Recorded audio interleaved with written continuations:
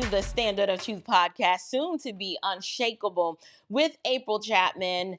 Here's where we talk about all things social, cultural, political, and theological from a biblical perspective. And today, you guys, we need to have a heart-to-heart talk. This has been an amazing last couple of days, and I've obviously stirred up quite the hornet's nest with some of my commentary lately on the theological side of the spectrum. I want to say it may have been maybe a week ago. Political commentator and YouTuber and podcaster and author Allie Beth Stuckey recently had a guest on her show, Melissa Darty, who is a Christian apologist, both of which I've followed their work for quite some time. Black people were mentioned, y'all. Black people were mentioned.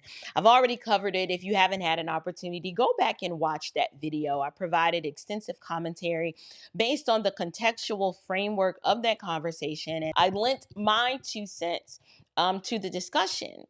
And I did the unthinkable. You guys. You know, I mentioned some of the pro-blackity blacks and the woke justicians. And yes, I'm using that terminology to describe how they are more known for that than they are for their sound doctrine and theological prowess. Why? Because everything they view is through this lens of melanin. And I said that it is a stumbling block. I said the blackness is a stumbling block, and to make it equally provocative, whiteness can be a stumbling block too. Now, most of the people in my circle, you know, they look like me. You know, it's proximity. Now, I have relationships across all ethnic spectrums. I've got white friends, Indian friends, and Asian friends. I've got friends of all different types of ethnicities. However, the people, now I can't really say the people that are closest to me, because it's kind of like a mix, kind of down the middle. One of my besties from church, you know, is a person of pallor, you know, Sister Ann, who I love dearly. And then my bestie Keisha is a black woman. And then members of, you know, my team that help work with me behind the scenes here at Standard House Media, they're black. So, you know, I don't feel as if I need to give any sort of disclaimers or any sort of evidence to prove my blackness, right? However, if needed, I can do that. But what I wanted to talk about today is there are certain individuals, and, you know, we're not going to, you know, waste time going through, you know, naming names. They would love for me to mention their name, but we're not going to do that today. But what we are going to do is deal with the claims that were made based on what I said. Now, I know what they heard, but what I said is what I am going to double down on and defend today. What I said was that Allie Beth Stuckey didn't say anything wrong in her observation of the ethnic expression of the Black church in a huge majority of churches. Not all. It was obvious that she was not saying all, but in most of the churches today, we do see a heavy emphasis on prosperity. And we also see a lot of other bad doctrinal positions that are actively promoted in a lot of our churches. Now, the same can be said for white evangelicalism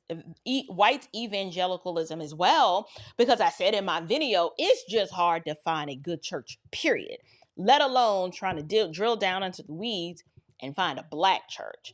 But what I said it's not that what Allie Beth Stuckey said was wrong. No, the issue is that she's white. And so for me as a Black woman to actually comment on what she said concerning Black people or the Black church, or however you want to describe it, for me to come in and then affirm what she said, some individuals felt that I was caping for the white man. You know, I was just promoting, you know, white nationalist talking points or white conservative Republican talking points, yada, yada, yada. I'm still confused because, and maybe I don't want to misrepresent. So if I'm misrepresenting, we can go back and correct this later. But this wasn't even a political discussion. This was a theological discussion. And I don't know why I thought this, but I thought in a theological discussion with the people of God that the word of God would be primary and that our unity on the basis of what Christ has accomplished for us. I thought, I don't know, that we would all have agreement in the statements that are objectively true. Even if it means that it's going to cause our cultural identities to be viewed in a negative light. I always thought that our people were the ones who do the will of the Father, right? I didn't know that there was this ethnic solidarity that I was supposed to exhibit. I had not had gotten the memo that if I agreed with a white woman, that I would be the enemy to Black people. And so here's what I want to actually say. The individual who's gone on a mission to educate me and to enlighten me about the richness of Dear Mother Black Church assumes that I don't know the richness and the history of the Dear Mother Black Church. But that's not what this conversation was about, and how we even got into the weeds, where I had to go all the way back into the history of the Black church. I mean, I don't know how far back you want me to go. You want to talk about Athanasius and the Athanasius Creed? Like, none of that matters. All of that smoke and mirror, she's uneducated, it's just blatant ignorance. She just doesn't know. None of that had anything to do or any bearing on the state of the ethnic expression of the Black church today. You have then and you have now. And I even acknowledge that at one point, the Black church, we were a lone bulwark of truth and biblical fidelity. I acknowledge that. Maybe you skipped over that part the moment I agree with the white woman, right? But why I need to do a survey of Black church history to make a truth claim and to agree with something that someone said is beyond me. But hear me clearly. This platform, all this you see right here, this platform was built by God's grace, enabling me to work by the sweat, yes, lots of sweat, of my own brow, taking said fruit of my own labor and investing it back into my own platform.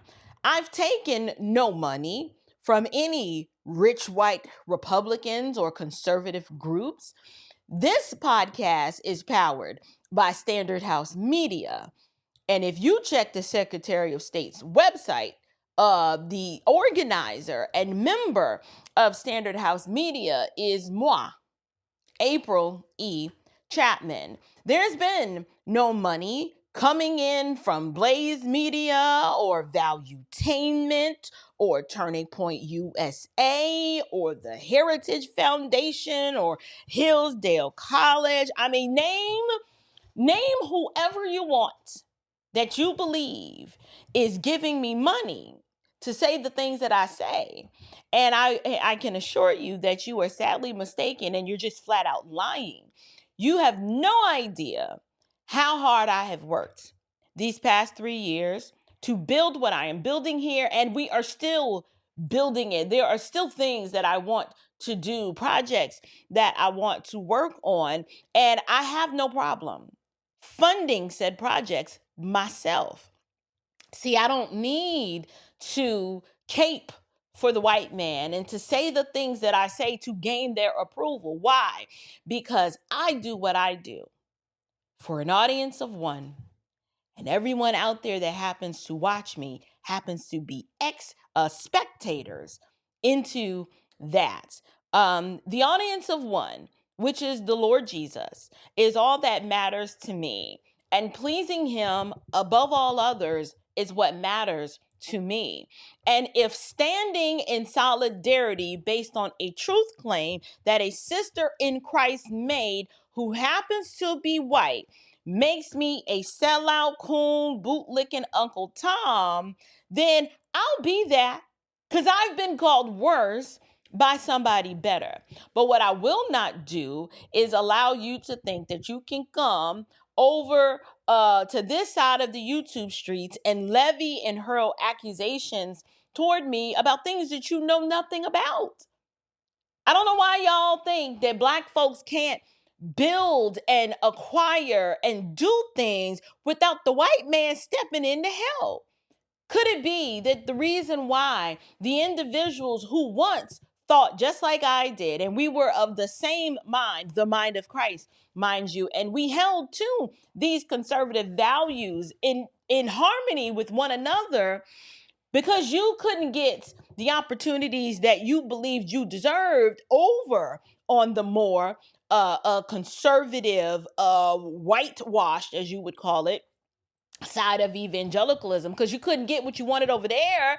You ran to the missionary Black church who hired you. And so to be over there, now you have to be a pro blackity black. And now you have to be quoting James Cone and caping for Kamala Harris. I don't know. All I'm saying is I've been consistent. You knew me as a conservative. I am still a conservative, but I am a Christian first. So if a Christian makes a statement and articulates a truth claim that can be proven to be true, I don't know. How do we know this? Look at the outcomes. Look at the outcomes. The ethnic expression of the Black church that I am overly critical of are the apostates. I have so many biblically sound Black male pastors as friends. These men labor in the preaching and teaching ministries at their church. And they're going to get the unfading crown of glory when the Lord calls them home. They know I'm not talking about them when I talk about the Black church, but somehow that distinction is lost on you because, one, you don't watch my content. You have no interest in watching my content, but you assume because you know my worldview that my content is doing A when it's actually doing B. I am critical of apostasy. And if I see my people being destroyed by a proliferation of said apostasy, do you not think it's incumbent upon me, if I have a voice and a platform that people are listening to me, that I should be warning people to mark and avoid the divisive rhetoric that's coming out of Jamal Bryant's church? You don't think that it is a God-honoring pursuit to tell people that the prosperity gospel is trash and it wrecked my life and it'll wreck yours too? You don't think that I should be pointing out the fact that Black liberation theology is a heresy and it will send you to hell because Christ did not come to free you from the liberation of the oppressive white supremacist system, but that he came to free you from the bondage of your sin because sin is your problem? So you can have all the smoke that you want, and you can claim that you got to do some education. Over here is the miseducation of the Negro. I don't know, but listen. You and your 180 subscribers can stay all the way over there doing what you've been doing for the past 4 years, which is be racist and divisive. And listen, I'm just saying. Either Allie Beth is my sister in the Lord or she's not. My question to you is, if you're my brother in the Lord, why is it that when it comes to adjudicating this matter via the scriptures, you're unable to do so? It's because you cannot win the argument, because the idolatry that sits on the seat of your heart is this blackness, and you need to lay it down at the foot of the cross. I didn't say you had to abandon being Black. Do I look like I've abandoned being Black? I can't. It's an intrinsic reality that I had no control over. What you're mad about is the fact that I don't sit on here glorying in my flesh all the time, and that I want to hold my people accountable because I love us and I know we have the propensity and the capacity to do better if someone just loved us enough to tell us the truth. So I'm not apologizing. I ain't sitting down with you so you'll listen and learn so you can teach me about all the rudiments of the Black church that I miss. I know Black church history, but who we were is not who we are today. And yes, I have chosen for this to be one key area that I highlight on my platform because it's a problem. Just like I've chosen to highlight the Black abortion rate in the Black community as one of the chief things that I talk about on this platform because it's a problem. And just like I highlight how Black people keep voting for the Democrat Party and how they've allowed these apostate pimp preachers to manipulate them and sell them out to the Democrat Party. Yes, that too is one of the main things that I talk about on this channel. I choose what I want to discuss, and I don't owe you an explanation, nor do I need your permission. So if this commentary seems a little aggressive and less than charitable, it's because you came for me because you can't believe I had the nerve to agree with the white woman publicly and make the Black church look bad as if we ain't doing that all on our own, all by ourselves. So, in case you're confused, let me reiterate it to you again. My people are the ones who do the will of the Father. And I don't care what kind of skin they are wrapped up in, whether they are Black, brown, purple, or polka dot. I don't care. I've been delivered and I've released the need, one, to please invisible friends and foes, and two, I do what I do for the cause of Christ and for the sake of the lost and for the sheep who have not been brought into the fold yet. So if that makes you feel some sort of kind of way, your problem is your problem, but I'm not going to make it my problem. And I ain't going back and forth with you. No, you can't come on the platform, and I don't want to come on yours. I'm busy. I got a husband and kids and things to do as well. And so I just wanted to clear the air and let that be known that I don't need to do a survey and history of the Black church to be able to make to make a statement that is reflective of an observable truth claim that by and large, the Black church in its ethnic expression visibly is incredibly apostate, and the prosperity gospel and Black liberation theology has infected it, and now it's cancerous. But praise be to God. Guess what gives me hope? What gives me hope is that God has a remnant, and he's saving a remnant from every tribe, tongue, nation, and people group, even the white ones. And if that bothers you, your problem is not with me. Your problem is with the gospel. And so, sorry. I don't hate white people. You can't make me hate them. And I don't hate Black people either. In fact, I love Black people. I love my kinsmen according to the flesh.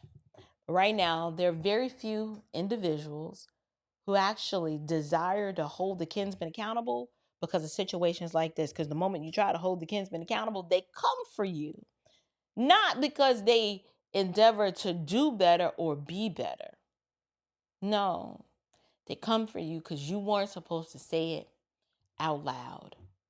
And so, because I do love them, is why I say and do the things that I do. And when I'm traveling all over this country and people thank me for my commentary and for helping them to see that they were following a false teacher and they needed to find a more biblically sound alternative, then I've done my job. So, until next time, you guys, grace and peace.